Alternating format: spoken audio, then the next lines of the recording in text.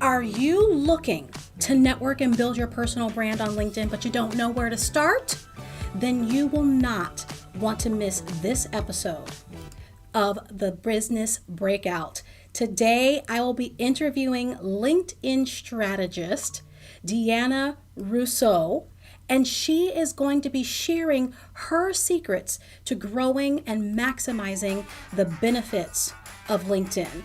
I am so excited. And also on the next level stage, we've got an incredible piano and smooth vocal stylings of Josh Christina. All this and more coming up on the Business.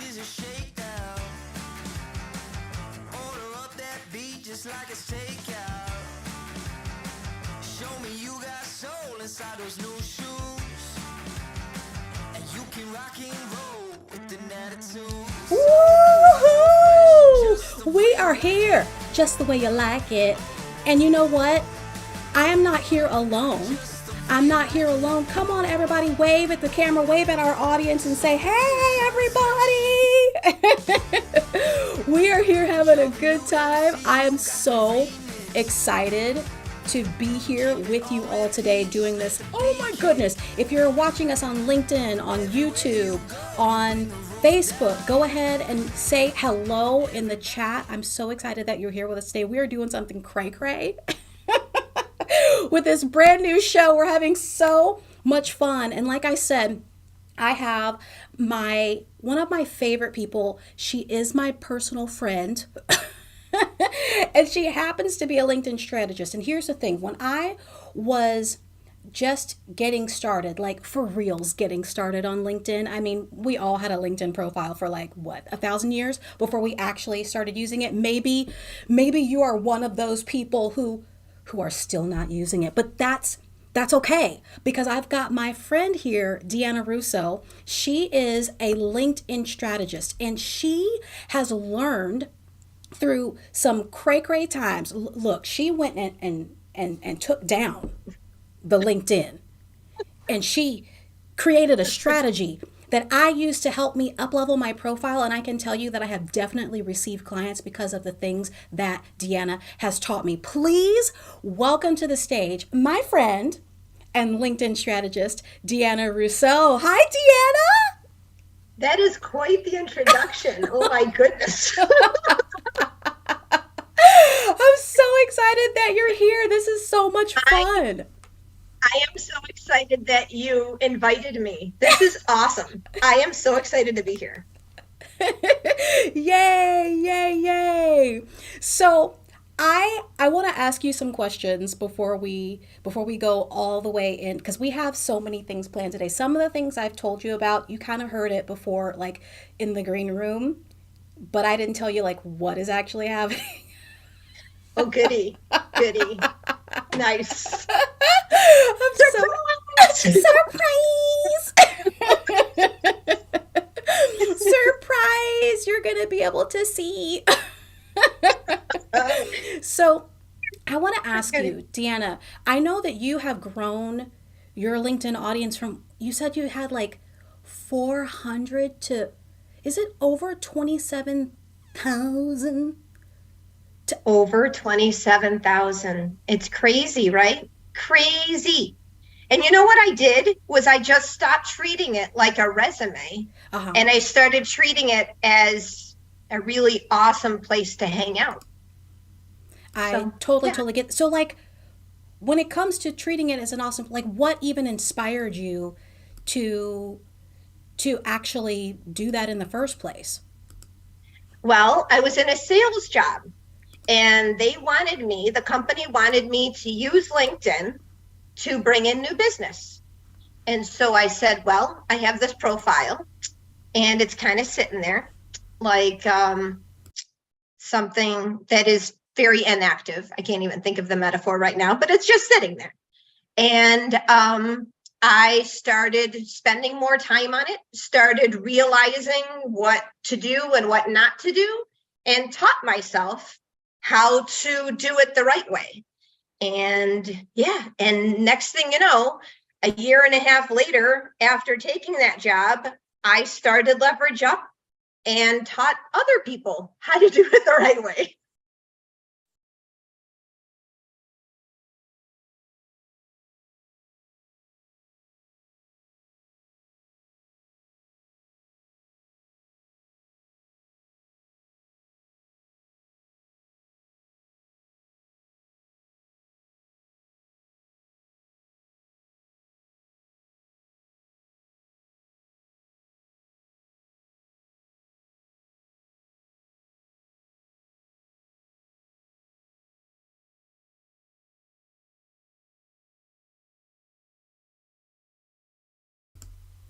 There we go. It probably would help if I don't mute myself. I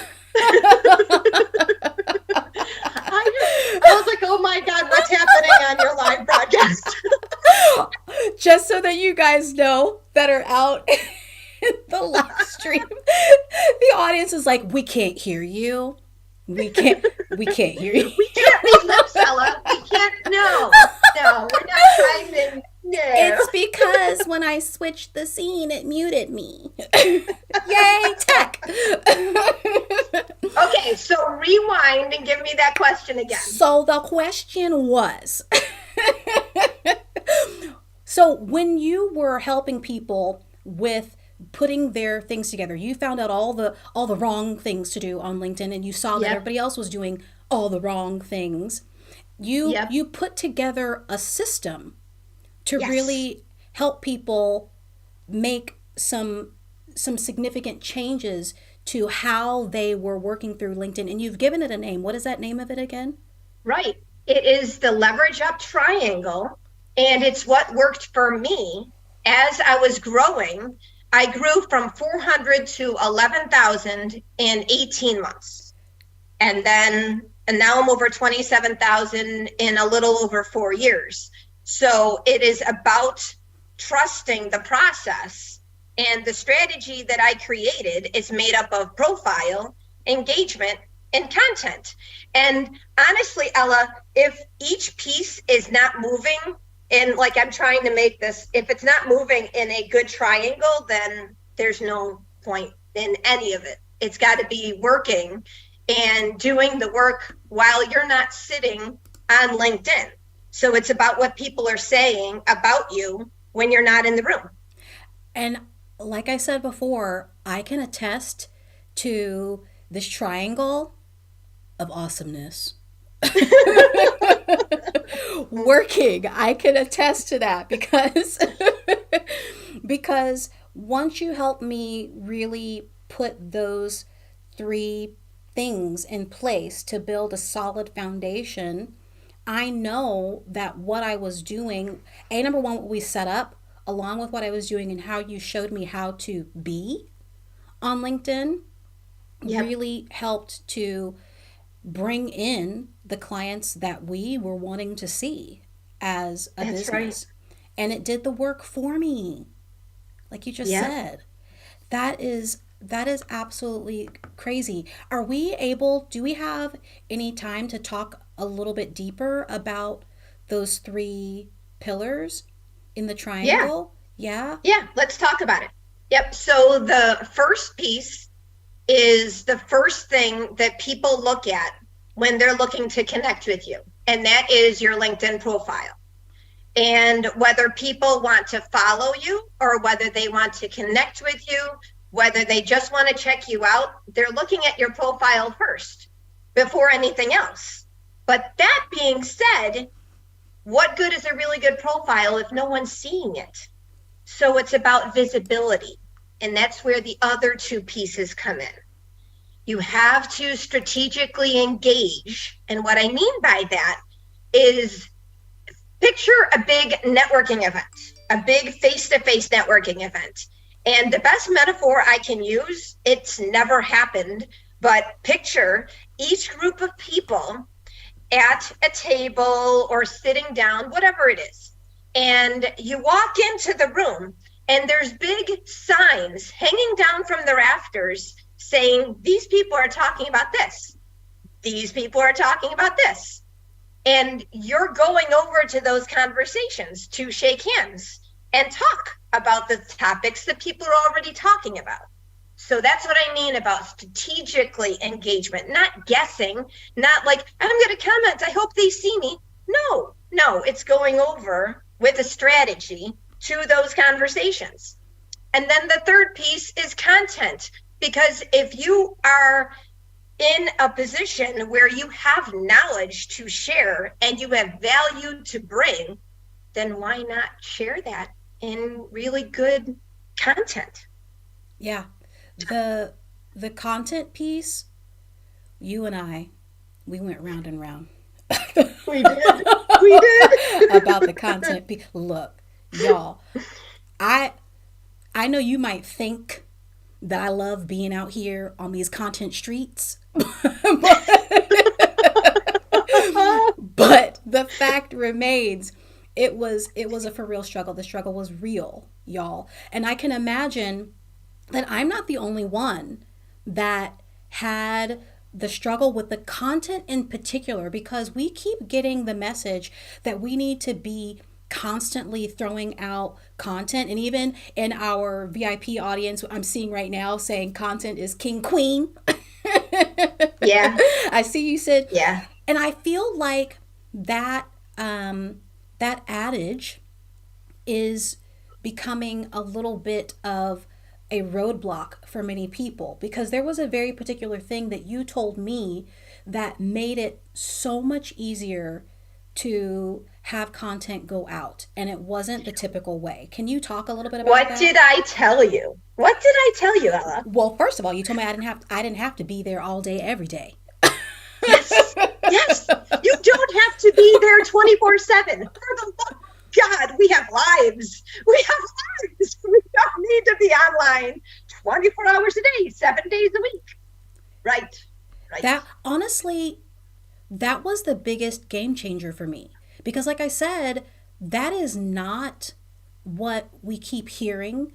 That's not what we're being told.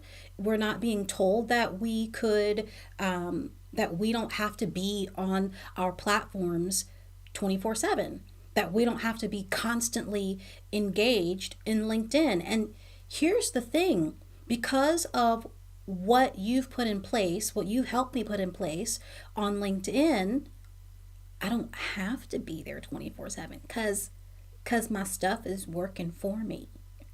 That's right. That's right. It's about getting that triangle working and keeping it working. And you don't have to be there to babysit it. Right, Yeah. right. Yeah. So with that being said, I want you guys, if you're in the audience here on Zoom and in the audience out here in Streamland, if you have any questions, make sure that you pop those questions into the chat so that we can get those questions asked and answered before we move on to the next thing. But we've got a little bit more time here, and while we are seeing what questions come in, I have a question for you, Deanna. You Okay. mentioned that when you were starting on LinkedIn, you were working for another company. Yep. And, when it comes to working for another company, it can often feel like LinkedIn maybe is not the place for you if you're not looking for a job per se. So, how did you, working for another company, how did you make LinkedIn work for you? It is about thinking about the goal. Why are you on LinkedIn? And what is your ultimate goal? And for me, I was in a sales position. And so I was trying to build relationships with prospective referrals, prospective clients. And so being an employee doesn't mean that you don't have a voice. You totally do have a voice. Whether you want to share and peel away the onion, and I use the onion as a metaphor because it's the best thing I can say, to no one just chops the onion in half. It is about peeling away as much as you want to share. And so that can work whether you're a solopreneur, whether you are in sales, regardless of what your ultimate goal is. It is about sharing as little or as much as you want to share. And storytelling is so big on LinkedIn. It's so big on LinkedIn. They're there, people are there to learn, people are there to know you better, to trust you. And so tell the story. Yeah, Tell yeah, the story. for sure, for sure. Thank you so much for that. And I see we've got time for one live question. Sid, I'm going to go ahead and bring you up. I saw your question, and I have a feeling you probably want to expound on that. So go ahead, and we're passing that mic over to you. And we would love to hear what is the question that you have for Deanna. Awesome. So great job here so far, ladies. This is really awesome content. I'm making tons of notes. You should see my pen on turbo. But Deanna, I wanted to ask you, how often should we be posting on LinkedIn? Because LinkedIn is a huge social media animal that we should all be taking advantage of. It is a huge social media animal. 875 million people are on LinkedIn, which is mind blowing. And that number has gone up 200 million since March 2020. Does someone need to be reminded what happened in March 2020? It's gone up almost 300 million in 3 years. You do not have to be posting every single day. In fact, I was talking to a prospective client who essentially became a client within, I swear to God, Ella, it was like 30 minutes. Like someone just decided that they wanted to work with me. But it was really crazy. He said, I'm posting every single day. I said, stop, don't. You don't need to post every single day. You don't. When I started posting content, Sid, it was twice a week. That's all, just twice a week. And I grew from 400 to 11,000. But I wasn't just on LinkedIn those 2 days a week because I was shaking hands on the other days. I was strategically commenting on the other days. So it's about what you do as a networking. Think of LinkedIn as a big networking platform. It's really crazy to think of it that way, but that's actually what it is. Okay, so think about it as a networking platform. Yes. People are there to get to know you and to get to like you and to get to trust you. And if you're standing on the rooftop shouting from your megaphone 7 days a week, but you aren't shaking hands with the people and supporting the people that you want to be supported by, then what's the point? Yeah, exactly, exactly. Thank you so much for your time today and for your expertise, your knowledge in helping us to understand LinkedIn so much better. Deanna, thank you for being here. You are not done. I'm just going to let you go and take a little bit of a break for right now, okay? You got it. You got it. Okay. So I am so excited about this show and about what it is that we are doing here at the Business Breakout. This is your time to have your little break. And right now I want to introduce to you an entertainer that I have just come to know, and I absolutely love what I see this man doing. His name is Josh Christina, and he is a piano blend of high octane boogie woogie and pop and roll, not rock and roll, pop and roll.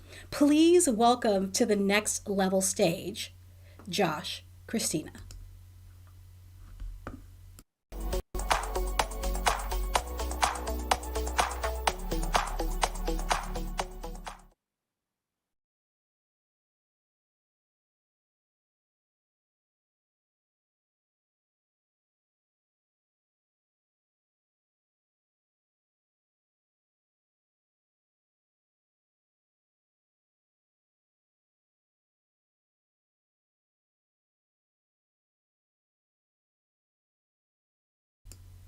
And it looks like our video decided it does not want to play, but that's okay, because here's the cool thing.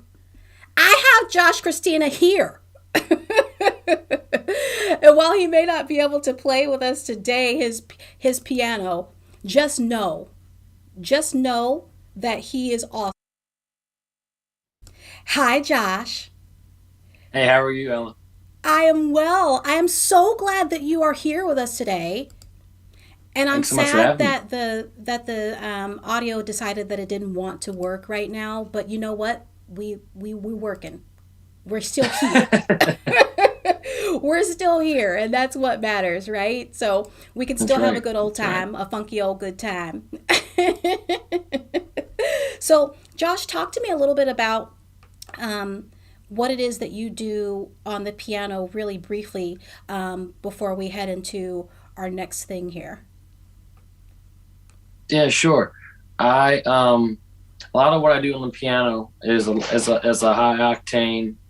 It's a mix of like rock and roll, boogie woogie stuff, and I like to combine what my influences were in the past and stuff I did. And try to push it towards the newer era, the newer generation. A lot of these young kids out there, Chuck Berry and Elvis Presley and all that stuff is super new to them, and so I try to write my own stuff, my own flavor on it, and then see what can happen. Yeah, So yeah. Look, I already told you today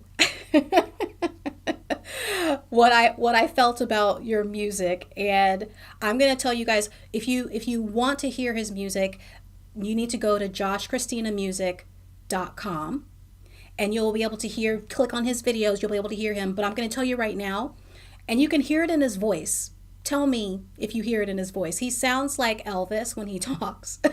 and when he plays. If Elvis and Jerry Lee Lewis had a baby and then Elvis played and sang the piano at the same time, that is Josh Christina. And the songs, I had the opportunity, I don't remember the name of the song that I heard, but I believe it was one of your own, the first video on your website. That's one it of was your, probably old piano. yeah. Oh, Yeah. look, y'all just need to go listen because it's gorgeous. It's absolutely gorgeous. Thank you And very much. Thank you. see, did you hear how he said thank you very much?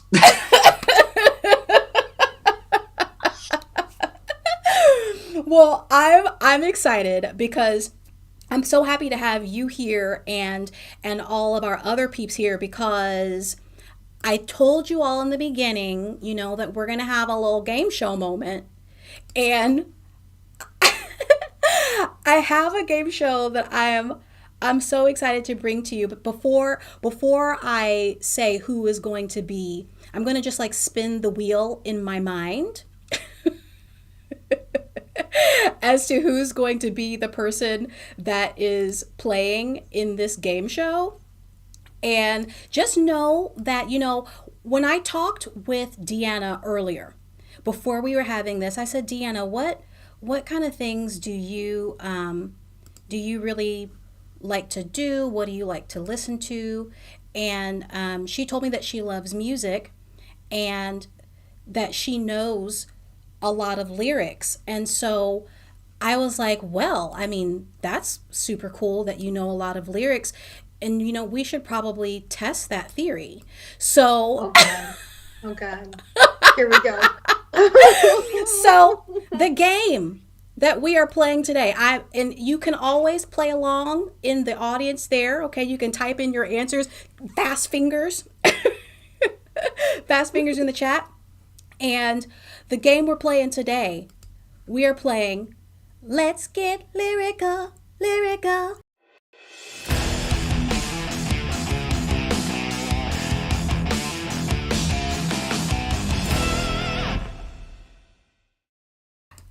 And we are getting lyrical, y'all. And oh, who's on the stage? Hey, Jenny. Hey, Jenny.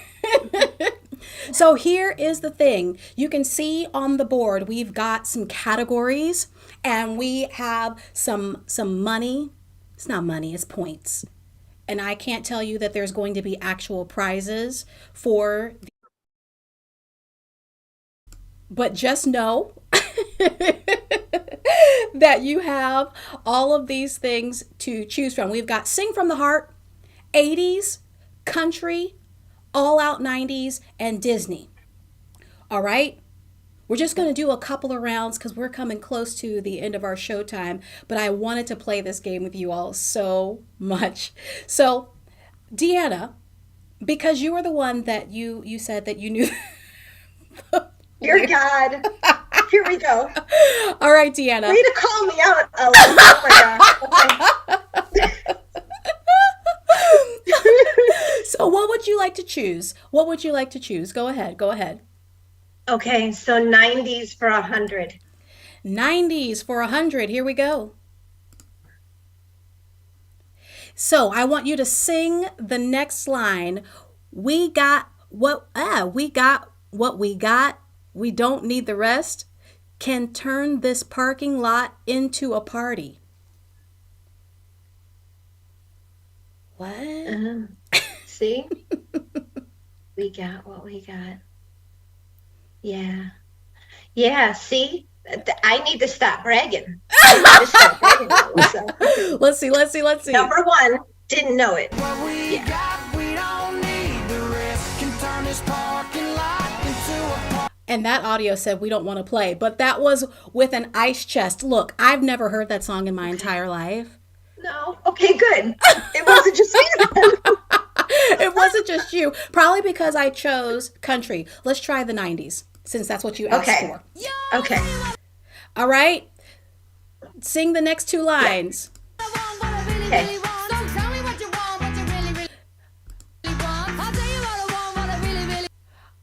I really, really want. I tell you what I want, what I really, really want. And what comes after I that? wanna really, really, really, really sing it. Ah. Is that correct? My future, forget my Past. I If am you very, wanna very... get with me, better make it fast. So don't go wasting my precious time. Get your act together, we could be just fine. See, I'll sing the whole one. I'll You know sing it. what? I got that entire You song. know what? Just because you sang the words, I'm giving you 100 points. I'm giving you 100 points. Just because you sang those words. Okay. All right. The audio has decided it doesn't want to play the game, but Jenny, what category would you like to choose from, friend? I'll do 80s for 200. I'm not seeing the visual, but I remember you said it. So 80s for 200. 80s for 200. Here you go. I want you to name this song. Don't want to close my eyes. I don't want to fall asleep 'cause I miss you, baby. What is the name of that song, Jenny? I think Van Halen sings it. Am I wrong?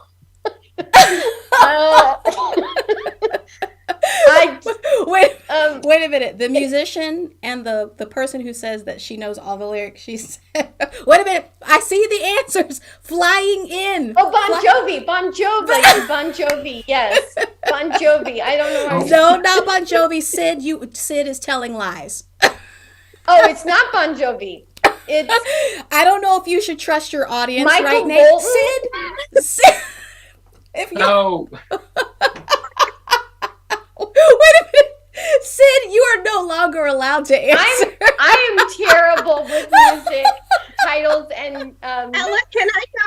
Can I Yeah. go? Can I go? Okay, because she's so excited. Okay. Deanna, So Bon tell us. Jovi and even Whitesnake were on in the same hemisphere. Okay, not on True. the same track. But with Michael Bolton, you just took like a right turn. And Michael Bolton's not even close. Not even close. Wait a minute. Smith, don't want to miss a thing. Wait. Can we let's imagine for a moment Michael Bolton sang the song. And he said, 'cause I don't want to miss a thing. Woo hoo hoo.